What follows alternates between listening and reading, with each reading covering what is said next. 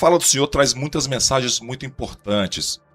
PT roubou a nossa capacidade de sonhar, PT roubou o nosso orgulho de sermos brasileiros, roubou a nossa capacidade de tentarmos nos desenvolver por méritos próprios, nossa liberdade de expressão, responsabilidade.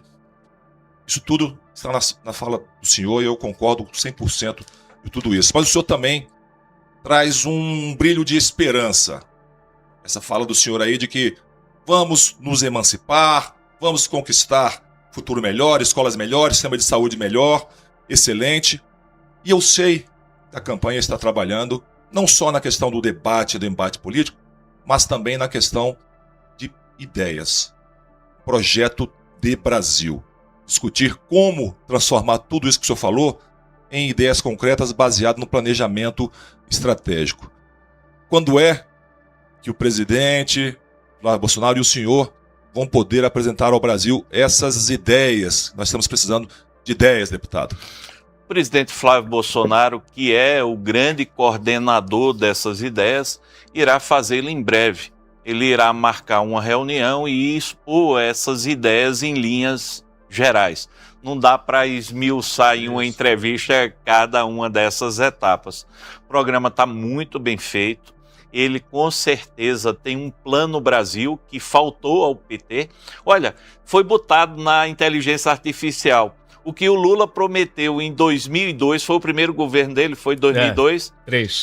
2003. O que ele prometeu em 2002 tem quase 50% prometido agora em 2026. Inteligência artificial espetacular, né?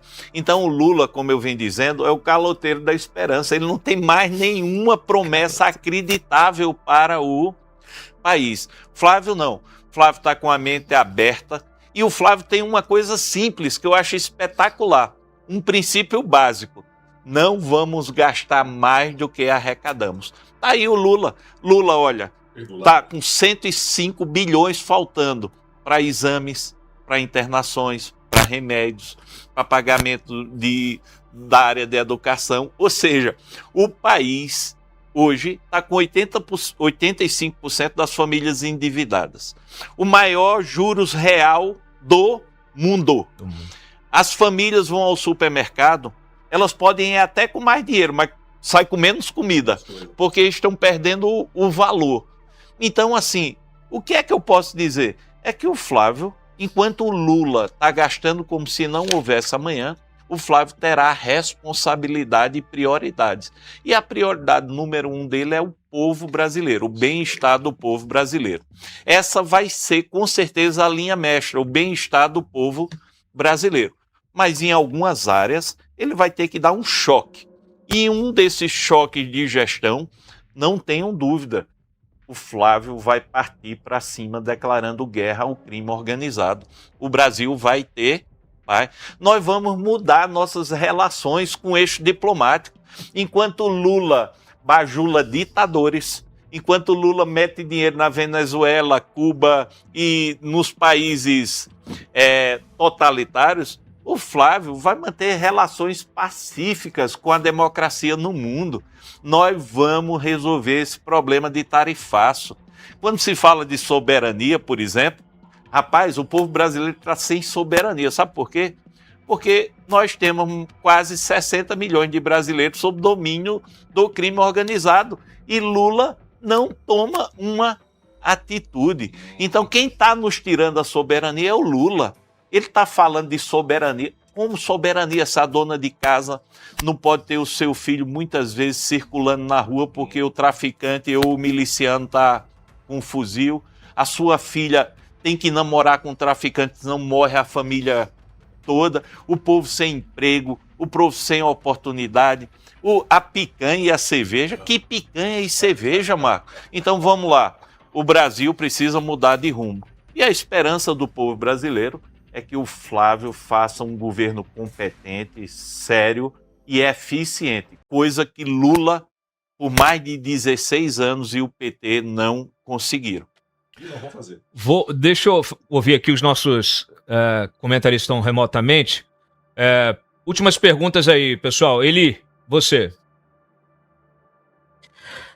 Eu queria saber, deputado, o que vocês conseguiram descobrir sobre o Frei Chico, né? A gente falou tanto do Lulinha aqui, mas tem tantas pontas, né, que a CPMI do INSS puxou que eu sou obrigado a voltar ao assunto.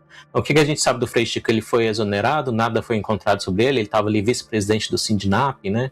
Um dos sindicatos que estavam fazendo esses descontos do pagamento dos aposentados. Frei Chico, vice-presidente do segundo sindicato que mais roubou dinheiro dos aposentados e pensionistas. Frei Chico diretamente no comando desse sindicato. Mas vocês viram a pressão do governo para não se quebrar sigilo, para não se avançar, para não se prorrogar a CPMI. Não deu para a gente abarcar tudo. Não deu para a gente ir até o fim porque nós fomos interrompidos, seja por decisões como a do ministro Dino, que suspendeu a quebra de sigilo, seja por decisões políticas orientadas pelo Palácio do Planalto para se interromper o curso da CPMI. É uma investigação que precisa ter continuidade em relação a Frei Chico. Agora, eu não posso, por qualquer orientação ou ideologia, apontar responsabilidade de quem eu não consegui investigar. Então, quando falam, fez Lulinha por ideologia. Não, se não tinha feito Frei Chico também. Eu tenho responsabilidade. Perfeito. Precisa ser investigado. Olha aqui, ó. É importante que se ressalte aqui, a CPI durou quantos meses? 4? A CPMI durou 7 meses, sendo que 1 mês foi interrompido pelo recesso parlamentar. 6 meses. E nós precisávamos de, no mínimo, mais 6 meses para poder concluir as investigações da lavagem de dinheiro. Eu quero dizer o seguinte para a nossa audiência, foram 6 meses de investigação. 6 meses. 6 meses de investigação da CPMI e a gente teve este resultado. CPMI foi impedida de seguir adiante. Agora você imagina 4 anos. Imagina 4 anos. Imagina esse homem aqui lá no Ministério da Justiça ou na Segurança Pública. 4 aninhos só. É revolução. Bruna Torlai, sua pergunta. Bom, por tudo que o senhor disse aqui, tem muita coisa para consertar no Brasil, tem muita coisa para fazer, o trabalho é grande. E a gente sabe que o governo Tarcísio aqui em São Paulo andou bem, porque ele teve um grande aliado na Câmara, que foi o André do Prado. E eu queria saber do senhor, que foi deputado esse tempo todo, e teve ali Hugo Mota à frente da Câmara, eu queria que o senhor falasse se ele realmente foi um deputado que fez ajudou pelo menos um pouquinho a oposição, que tipo de jogo ele fez, né? Porque agora ele está aí com o Lula. Eu fui muito crítica na época em que a direita resolveu apoiar o Hugo Mota. Eu queria que o senhor fizesse uma retrospectiva da atuação do Hugo Mota, se foi equilibrada, se não, para a gente ser justo com ele também, e dizer assim, você e o Flávio têm alguma ideia de qual que o senhor acha que é o tipo de deputado que tem perfil importante para realmente fazer as coisas boas para o Brasil, não ser refém de quem está na presidência da República, muito menos do STF, mas qual é o tipo de perfil que vocês precisam para estar na presidência da Câmara e fazer com que o governo consiga andar, essas reformas andem? Posso pegar carona? Quando você falar o perfil do presidente da Câmara, fala o perfil também do presidente do Senado. Olha, primeiro que para você ser presidente de um poder, você não pode ter nenhum tipo de receio. Você está ali representando o povo brasileiro. Você tem que ter independência. E me parece que desde o início o governo Lula procurou emparedar Hugo Mota. E conseguiu ter Hugo Mota como um puxadinho do Palácio do Planalto e do STF. Acho que Hugo Mota não tinha tamanho para ser presidente da Câmara dos Deputados. Como também tem a mesma opinião em relação a Davi Alcolumbre. Essa é uma opinião do Alfredo cidadão, do Alfredo parlamentar, não do Alfredo candidato a vice-presidente da chapa do Flávio. Para não contaminar as coisas, eu estou falando do que eu presenciei e vivi. Acho que nós não tivemos um Congresso independente durante essa gestão do Hugo e a gestão do Alcolumbre.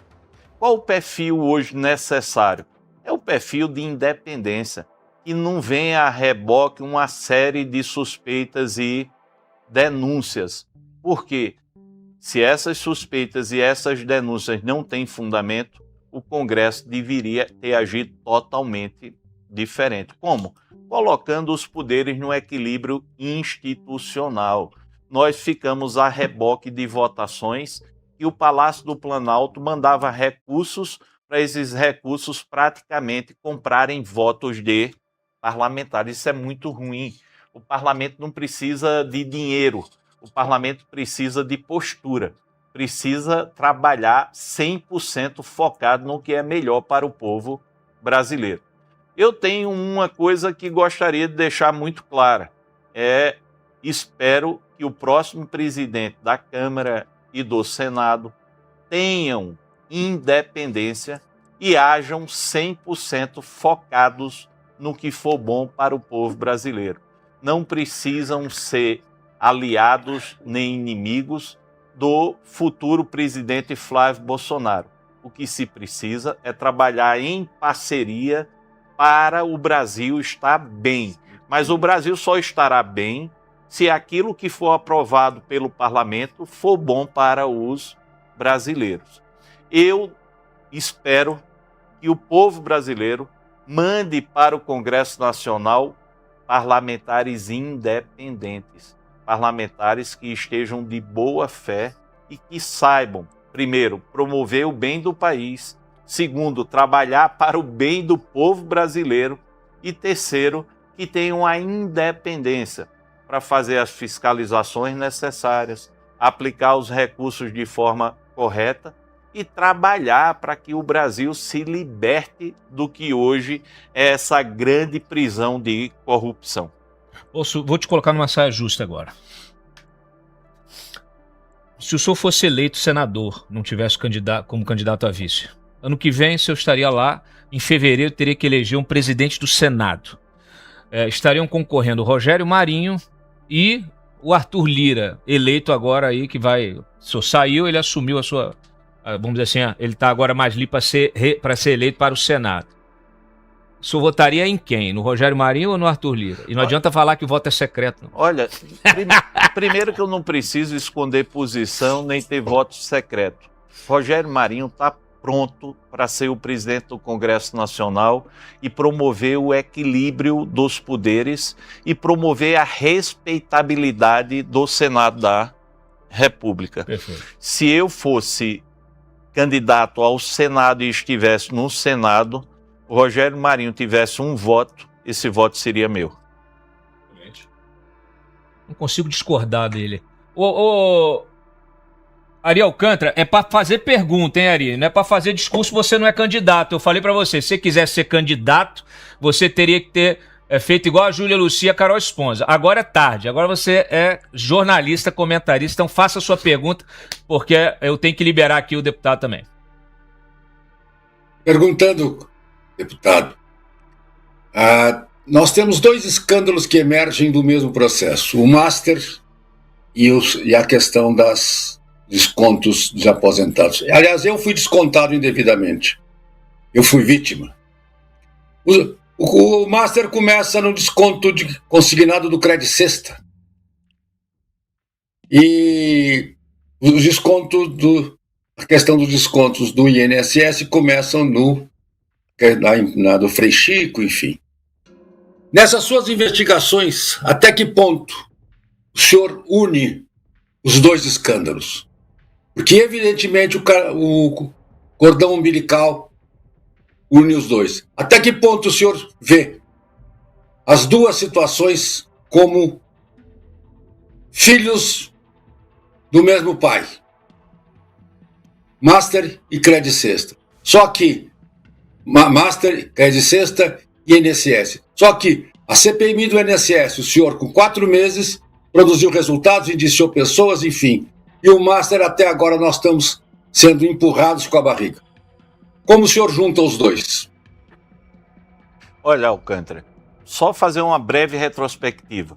Quando nós tivemos esse atual sistema de previdência, lá em 1993, o atual vice-presidente da República, Geraldo Alckmin, foi o relator de uma legislação que deu início aos descontos associativos por meio da CONTAG. Então, pai dos descontos associativos colocado na legislação foi o Geraldo Alckmin lá em 1993, 1994. O Master, ele virou esse problema nacional porque se associou Augusto Lima a dois gênios do mal, Jacques Wagner e Rui Costa, no Credit Sexta da Bahia. Então, assim, são gerações distintas. Um nasceu nos descontos associativos por meio dessa legislação alterada pelo atual vice-presidente. Alterada não, iniciada pelo atual vice-presidente da República, e 2018, com aquele leilão pífio do Credit Sexta, logo depois veio decretos de Rui Costa, com a assessoria do Jacques Wagner, transformando um produto bichado no produto bilionário que foi o Credit Sexta. Era um cartão para comprar comida, se transformou num cartão de consignado que foi aí, sei lá, para quase todos os estados brasileiros e mais de 300 municípios. Então, onde é que esse sistema se encontra? Porque nesses dois sistemas nós temos uma digital que ninguém conseguirá tirar nem esconder. É a digital do PT. Tem alguém mais ligado a sindicato do que PT? A CONTAG é ligada a quem? Ao PT. Passou aí mais de década. O presidente é irmão de um deputado PT. Pronto, que eu indiciei. Passou mais de década sozinha reinando em desconto associativo. E o Master nasceu aonde? Nasceu na Bahia. Ministro da Justiça do Lula recebendo mesada. Ex-ministro da Fazenda do PT recebendo mesada. Então, assim, vamos lá. O Master tem um pai. O pai é o PT. O INSS, esse desconto associativo, tem pai. O pai é o PT. E quem é o pai do PT? O pai do PT, no teste do pezinho que deu no INSS e deu no Master, o pai foi descoberto e não precisou ir para o ratinho. O pai se chama Lula. Lula é o pai dos escândalos. Agora, quem quiser, conta a narrativa que for, porque narrativa qualquer um pode contar. Mas o pai, no teste do pezinho da investigação, chegou no Lula.